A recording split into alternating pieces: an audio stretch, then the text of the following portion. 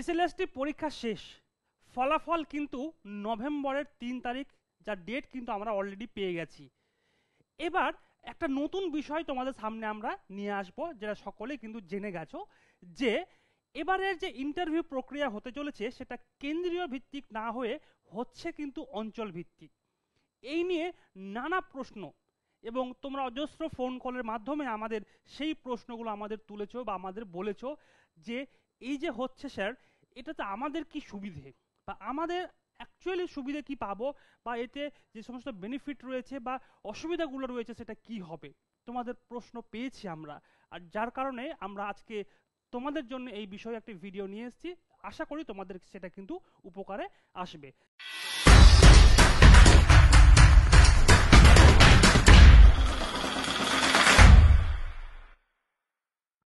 Hello student, welcome to বৈঠকি educational institution. বরাবরের মতো আজকে আবার একটা নতুন তথ্যমূলক ভিডিও, যেটা তোমাদের এই মুহূর্তে খুব প্রয়োজন, এরকম একটা ভিডিও নিয়ে অলরেডি আজকে আমরা চলে এসেছি। হ্যালো, আমি তোমাদের সিমন স্যার। চলো দেখে নিই আজকে আমরা কি বিষয়ে ঠিক কথা বলতে চলেছি। থামলেন দেখে বুঝতে পারছো ভালো নাকি মন্দ, কেন্দ্রীয় থেকে অঞ্চল ভিত্তিক এই যে বিষয়টা। এবারের এসএলএসটি অর্থাৎ এসএলএসটি 2025-এর যে ইন্টারভিউ প্রক্রিয়া সম্পন্ন হতে চলেছে সেটা কিন্তু হতে চলেছে অঞ্চল ভিত্তিক। আগে ছিল সেন্ট্রালাইজড অর্থাৎ কেন্দ্রীয়ভাবে হতো, যেটা কলকাতায় হতো। এবার হচ্ছে কিন্তু 5টা রিজিয়নের মাধ্যমে কিন্তু হচ্ছে। আর এই যে রিজিয়নের ভিত্তিতে হচ্ছে, এখানে আলটিমেট তোমাদের সুবিধাটা কি বা কার সুবিধে হতে চলেছে, বা সুবিধা হলেও সেটাও কি, বা অসুবিধা হলেও সেটা কি, এবং সেটা তোমাদের জন্য কি অবশ্যই ভালো নাকি তোমাদের জন্য মন্দ। আজকে টোটাল আমরা যে ভিডিওটা করছি সেখানে কিন্তু এই বিষয় নিয়ে ডিসকাস করব। আশা করি সবাই বুঝতে পারবে। তোমাদের যদি কোনো মতামত থাকে অবশ্যই কমেন্ট সেকশনে কিন্তু তোমরা সেই মতামতটা আমাদের জানাবে, আমরা উপকৃত হব। এবং প্রয়োজনে আরও আমাদের যদি ভিডিও বানাতে হয় তোমাদের জন্য এরকম তথ্যমূলক, সেটা আমরা করব। চলো দেখে নিই ঠিক কোন কোন বিষয় বলা হচ্ছে।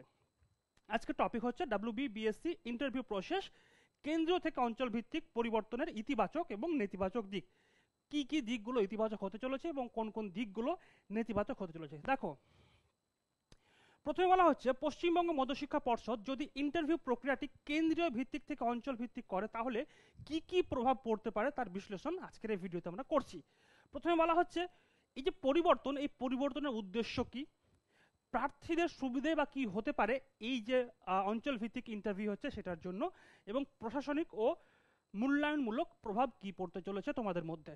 চলো এবার আমরা পয়েন্ট টু পয়েন্ট ডিসকাস করব। অভ্যন্তরীণ প্রার্থীদের সুবিধে বৃদ্ধি। কি কি বলা হচ্ছে, স্থানীয় প্রার্থীরা নিজের জেলার কাছাকাছি ইন্টারভিউ দিতে পারবে। এখন আমরা ডিসকাস করছি পজিটিভ দিকগুলো অর্থাৎ ইতিবাচক দিকগুলো। তাহলে যারা স্থানীয়, এর জন্য অর্থাৎ ইন্টারভিউ দেওয়ার জন্য সুদূর উত্তরবঙ্গ থেকে দক্ষিণবঙ্গে স্টুডেন্টদের আসার কিন্তু একেবারে প্রয়োজন নেই। অর্থাৎ তারা নিজ নিজ যে রিজিয়নগুলো রয়েছে, যে রিজিয়ন নিয়ে ভিডিও অলরেডি আমরা করেছি, এবং সেই ভিডিওতে আমরা কোন রিজিয়নে কোন জেলা পড়ছে এবং তোমার জেলা কোচবিহার হলে তুমি কোন রিজিয়নের আন্ডারে পড়ছো সেই ভিডিও অলরেডি আমরা বানিয়েছি। আমরা সেই ভিডিওর লিঙ্ক ডিসক্রিপশন বক্সে দেবো, আই বাটন থেকেও তোমরা পেয়ে যাবে। প্রয়োজনে তোমার রিজিয়ন জানতে হলে সেই ভিডিওটা কিন্তু দেখে নিতে পারবে। তাহলে দেখো, এই যে স্থানীয় প্রার্থীরা কিন্তু নিজের জেলার কাছাকাছি ইন্টারভিউ দিতে পারবে। তোমার জেলাতে রিজিয়ন নাও থাকতে পারে, সেক্ষেত্রে 5টা রিজিয়ন রয়েছে, তোমরা সেই ভিডিওটি দেখলে কিন্তু বুঝতে পারবে। এতে ভ্রমণ খরচ ও সময় কিন্তু অনেক কমে যাবে, এবং দরিদ্র বা গ্রামীণ এলাকার প্রার্থীদের জন্য এটা কিন্তু একটা বড় সুযোগ রয়েছে। এবং সবচাইতে মূল বিষয় হয়েছে যে এসএলএসটি এবার চাইছে দ্রুত কিন্তু নিয়োগ প্রক্রিয়া সম্পন্ন করতে, যার কারণে কিন্তু এবার কেন্দ্রীয় ভিত্তিক না হয়ে অঞ্চল ভিত্তিক হচ্ছে। এটা একটা মুখ্য কারণ, কারণ সময় অতি অল্প, আর কম সময়ের মধ্যে কিন্তু নিয়োগ প্রক্রিয়া সম্পন্ন করতে হলে অবশ্যই এটাকে আরও বেশি রিজনে ভাগ করে দ্রুত কিন্তু ইন্টারভিউ প্রক্রিয়া সম্পন্ন করতে হবে। এর যেমন কিছু ইতিবাচক দিক রয়েছে, তেমন কিন্তু বেশ কিছু নেতিবাচক দিক রয়েছে, সেটা কিন্তু আমরা সকলে বুঝতে পারছি। চলো পরবর্তীতে দেখে নিই ঠিক কোন বিষয়গুলো বলছি। পরীক্ষার চাপ ও মানসিক উদ্বেগ হ্রাস। কি বলা হচ্ছে দেখো, দূরবর্তী কেন্দ্রে যাওয়ার ঝামেলা না থাকায় প্রার্থীদের মানসিক চাপ অনেকটাই কমবে, বাস্তব কথা। এবং নিজের এলাকায় পরিবেশ ইন্টারভিউ হলে প্রার্থীরা আরও আত্মবিশ্বাসী হতে পারবে। এটা কিন্তু খুব গুরুত্বপূর্ণ বিষয়। তোমার এলাকায় যদি ইন্টারভিউ হয় তাহলে তুমি অনেকটা আত্মবিশ্বাসী হবে, এবং তোমার যে মানসিক উদ্বেগ বা টেনশন বা একটা জায়গা থেকে অন্য একটা জায়গায় গিয়ে নিজে স্টে করে হোটেল ভাড়া নিয়ে থাকা অনেক ঝামেলা। বিশেষ করে যারা বিবাহিত মহিলা রয়েছে, যাদের সন্তান রয়েছে, তাদের জন্য এটা কিন্তু আরও দুর্বিষহ। কিন্তু এই রিজিয়ন ভিত্তিক ইন্টারভিউ হওয়াতে কিন্তু তুমি তোমার বাড়ির আশেপাশে বা পার্শ্ববর্তী জেলায় কিন্তু এই ইন্টারভিউ দেওয়ার সুযোগ পাচ্ছ, যার কারণে তোমার কিন্তু মানসিক উদ্বেগ কমবে, খরচ তো কমবে, সেটা বিষয়টা একেবারে আলাদা। ওকে, চলো পরবর্তী বিষয় দেখো, প্রশাসনিক দক্ষতা বৃদ্ধি। কি বলা হচ্ছে, কেন্দ্রীয়ভাবে এক জায়গায় বিপুল সংখ্যক প্রার্থীর ইন্টারভিউ নেওয়ার চাপ কমে যাবে। অবশ্যই যে দপ্তর ইন্টারভিউ নেবে তাদের ক্ষেত্রে কিন্তু এটা অনেকটা চাপ হ্রাস হবে, কারণ তোমরা সকলেই জানো যখন আমাদের কলকাতার সল্টলেকে যে সমস্ত ইন্টারভিউগুলো হয় সেটা একেবারে সেন্ট্রালাইজ, কারণ প্রচুর সংখ্যক ক্যান্ডিডেটের ভিড় হয়, যার জন্য কিন্তু এবার সেই প্রেশার কমবে, কারণ অবশ্যই অল্প সময়ের মধ্যে কিন্তু নিয়োগ দেওয়ার কথা বলা হয়েছে। একাধিক অঞ্চল ভিত্তিক বোর্ডে কাজ ভাগ হয়ে যাবে, ফলে প্রক্রিয়া কিন্তু দ্রুত সম্পন্ন হতে পারে, এটাই আশা করা যাচ্ছে। পরবর্তী পয়েন্ট দেখে নাও, সমগ্র রাজ্য জুড়ে সুযোগের বিস্তার। এখানে কি বলা হচ্ছে, প্রত্যন্ত এলাকার প্রার্থীরাও ইন্টারভিউ প্রক্রিয়ায় অংশ নিতে সুবিধা পাবে, তাদের জন্য এটি একটি আরও অ্যাক্সেসিবল এবং ইনক্লুসিভ ব্যবস্থা হবে। ক্লিয়ার? চলো নেক্সট পয়েন্ট আমরা দেখব। এখানে বলা হচ্ছে যে নেতিবাচক দিকগুলো কি কি, মানে এই ইন্টারভিউ পদ্ধতির মাধ্যমে তোমার ঠিক কোন কোন জায়গায় অসুবিধার সম্মুখীন হতে পারে সে বিষয় নিয়ে কিন্তু এবার আমরা এই পয়েন্টগুলো দেখব। দেখো, গুরুত্বপূর্ণ বিষয় হচ্ছে মানদণ্ডের বৈষম্য, অর্থাৎ ল্যাক অফ ইউনিফর্মিটি। এই বিষয়টা কি, দেখো প্রথম পয়েন্টে বলা হচ্ছে বিভিন্ন অঞ্চলের ইন্টারভিউ বোর্ডের মানদণ্ড বা বিচারবোধ একরকম নাও হতে পারে। খুব কথা বাস্তব, এতগুলো রিজনে যখন ইন্টারভিউ হচ্ছে তখন বিভিন্ন বোর্ড, বিভিন্ন ফ্যাকাল্টি মেম্বার, তাদের যে তোমার মূল্যায়ন করার যে প্রবণতা বা মানদণ্ড সেটা কিন্তু বিভিন্ন হতে পারে। এক্ষেত্রে অনেকটাই কিন্তু স্টুডেন্টদের কি বলবো ইন্টারভিউ পারফরমেন্স কিন্তু ভাগ্যের উপর ডিপেন্ড হয়ে যাচ্ছে, যে কার ভাগ্য কতটা ভালো। যাই হোক, সেটা তো আনএথিক্যাল, বাট লজিক্যালি দেখতে গেলে তোমার যদি যোগ্যতা থাকে তুমি অবশ্যই এই চাকরিটা কিন্তু পাচ্ছ। ওকে, দেখো এতে মূল্যায়নের সমতা নষ্ট হতে পারে, কেউ কেউ সুবিধা পেতে পারে, কেউ কেউ বঞ্চিত হতে পারে। সবচাইতে গুরুত্বপূর্ণ বিষয় এটা, এবং বর্তমানে রাজ্যের পরিস্থিতিতে কিন্তু এই বিষয়টাকে একেবারেই ছেড়ে দেওয়া যায় না, কারণ এখানে কি হবে, কেউ কেউ কিন্তু সুবিধা পেতে পারে এবং কেউ কেউ বঞ্চিত হতে পারে। বিষয়টা আশা করি বুঝতে পেরেছো আমি কি বলতে চাচ্ছি তোমাদেরকে। বেশি বিস্তারিত না বলে আপাতত সমাজদার আদমি ইশারায় কাফি। ঠিক আছে, চলো নেক্সট পয়েন্ট আমরা দেখে নিচ্ছি। রাজনৈতিক বা স্থানীয় প্রভাবের আশঙ্কা, এটা একটা গুরুত্বপূর্ণ পয়েন্ট। তোমরা সকলেই জানো পশ্চিমবঙ্গের রাজনৈতিক অবস্থা, সেখানে তো স্থানীয় প্রভাব থাকবে না, এটা কি করে সম্ভব, তাই না? তো এটাও একটা থাকার আশঙ্কা করা হতে পারে। দেখো, অঞ্চল ভিত্তিক প্রক্রিয়ায় স্থানীয় প্রভাব বা পক্ষপাতিত্ব, লোকাল ইনফ্লুয়েন্স, ফেভারিটিজম বাড়ার সম্ভাবনা থাকে। ওকে, কেন্দ্রীয়ভাবে নিয়ন্ত্রণ থাকলে যেমন নিরপেক্ষতা বজায় থাকে, তা কিছুটা এখানে কমে যেতে পারে, যেটা বাস্তবিকই আমি অলরেডি তোমাদের সামনে ডিসকাস করলাম।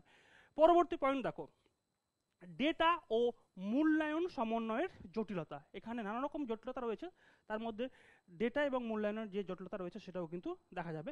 একাধিক অঞ্চলে ইন্টারভিউ নেওয়া হলে মার্কিং ও ফলাফল একত্র করা কঠিন হতে পারে, তবে এটা অবশ্যই পর্ষদের দায়িত্ব, তারা সেটা আশা করি ঠিকঠাক করে করবে। এবং দেখো, প্রশাসনিক ভুল বা অসামঞ্জস্যের ঝুঁকি বাড়ে।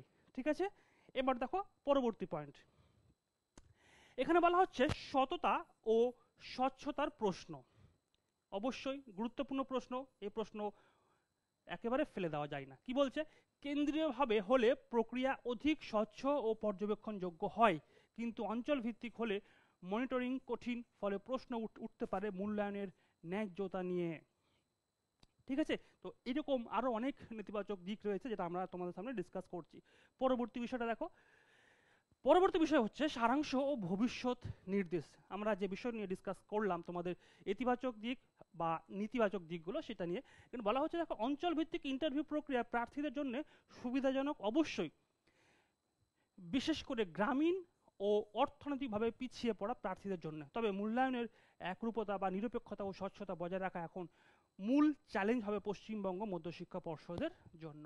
আশা করি বিষয়টি তোমরা বুঝতে পেরেছো যে এই যে আমাদের অঞ্চল ভিত্তিক বা রিজিয়ন ভিত্তিক যে ইন্টারভিউ পদ্ধতি এবার হচ্ছে বা চালু হতে চলেছে, বা তোমাদের 3 তারিখ নভেম্বরের ফলাফল প্রকাশের পরেই কিন্তু খুব দ্রুত ডকুমেন্টস ভেরিফিকেশনের কাজ শুরু হবে এবং ইন্টারভিউ প্রক্রিয়া শুরু হবে, এবং অবশ্যই একাদশ দ্বাদশ শ্রেণী ইন্টারভিউ কিন্তু প্রথম পর্বে হতে চলেছে, তাই তোমাদের এই বিষয়গুলো কিন্তু জেনে রাখা খুব জরুরি। চলো পরবর্তীতে দেখে নিই কী বিষয় রয়েছে।